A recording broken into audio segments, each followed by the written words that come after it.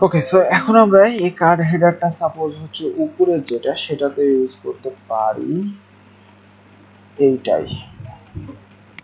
So এখানে image দরকার নাই, এখানে কার্ড বোর্ডের মধ্যে card header. So view student info, আমরা সাপোজ এটার নাম দিয়ে দিলাম view student info student.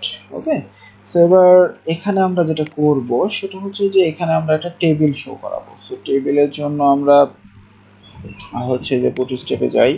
Suppose এখানে দেখি যে টেবিল আমাদের আছে, টেবিল টেবিল টেবিল, উপরে component card button drop down utility. আচ্ছা, আমরা একটু কন্টেন্টের মধ্যে যাই তাহলে, বা এখানে একটা সার্চ দিই টেবিল। সো টেবিল আমাদের টেবিল,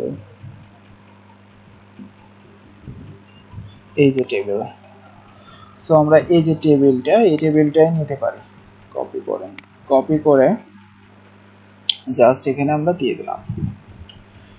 ঠিক আছে, সো আমাদের এত কিছু দরকার নাই, জাস্ট একটা রো রাখবো যেহেতু এটা ডাইনামিক হবে।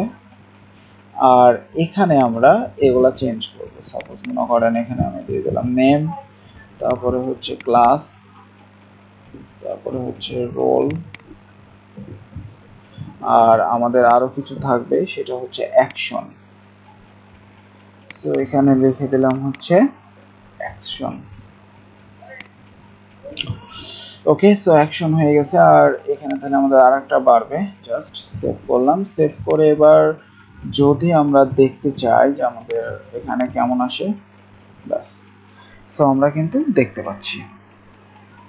ঠিক আছে, দেখতে পাচ্ছি।